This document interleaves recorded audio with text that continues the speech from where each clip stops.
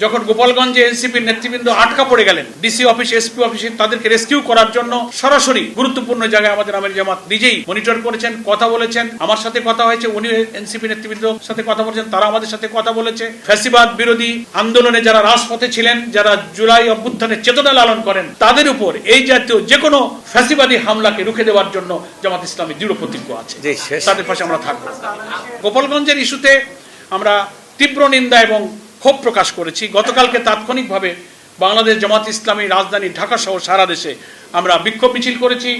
আমাদের সম্মানিত আমির জামাত এই ঘটনা ঘটার পরই স্বরাষ্ট্রমন্ত্রী এবং দেশের খুব উচ্চপদস্থ গুরুত্বপূর্ণ এজেন্সির সঙ্গে সরাসরি কথা বলে যখন গোপালগঞ্জে এনসিপির নেতৃবৃন্দ আটকা পড়ে গেলেন ডিসি অফিস এসপি অফিসে তাদেরকে রেস্কিউ করার জন্য সরাসরি গুরুত্বপূর্ণ জায়গায় আমাদের আমির জামাত নিজেই মনিটর করেছেন, কথা বলেছেন।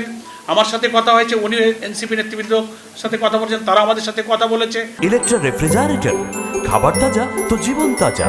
ইলেকট্রা ফ্রিজের রাজা। আমরা এর তীব্র নিন্দা জানিয়েছি, আমরা তাদের পরামর্শ দিয়েছি। আমরা মনে করি যে একটা নিষিদ্ধ ছাত্র সংগঠন, আর কি ছাত্র সংগঠন বা রাজনৈতিক সংগঠন, এরকম একটা পূর্ব ঘোষিত গণতান্ত্রিক প্রোগ্রাম, তাদের সাংবিধানিক অধিকার, তারা সারা দেশে পদযাত্রা করছে, পূর্ব নির্ধারিত টাইম তাদের ছিল, সেইখানে এইভাবে দিনের বেলা হামলা করে বসলো। ভিডিওতে আপনারা দেশবাসী দেখেছেন যে পুলিশ প্রশাসন বা যারা সেখানে উপস্থিত ছিলেন ল অ্যান্ড অর্ডার সিচুয়েশনকে দেখার জন্য, তারা কিন্তু কাঙ্ক্ষিত মানে যথার্থ ভূমিকা কিন্তু পালন করতে পারেনি। এসেছেন তারা পরে, তারা এসেছে পরে, কিন্তু তখন কিন্তু দুর্ঘটনা কিন্তু ঘটে গেছে। যাই হোক, তারপরে আমাদের আমির জামাত সহ দেশবাসী যখন উদ্বিগ্ন হয়েছেন, গুরুত্বপূর্ণ জায়গায় আমরা কথা বলেছি। তারপরে তাদেরকে উদ্ধার করে নিরাপদে তাদেরকে পাঠাবার ব্যবস্থা নেওয়া হয়েছে। এটার জন্য আমরা তীব্র নিন্দা জানাই।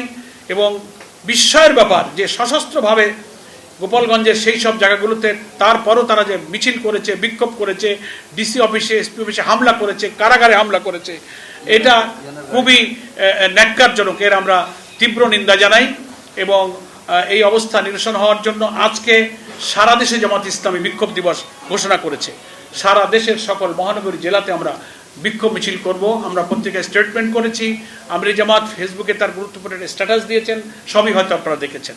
আমরা ফ্যাসিবাদ বিরোধী আন্দোলনে যারা রাজপথে ছিলেন, যারা জুলাই অভ্যুত্থানের চেতনা লালন করেন, তাদের উপর এই জাতীয় যে কোনো ফ্যাসিবাদী হামলাকে রুখে দেওয়ার জন্য জামাত ইসলামী দৃঢ় প্রতিজ্ঞ আছে।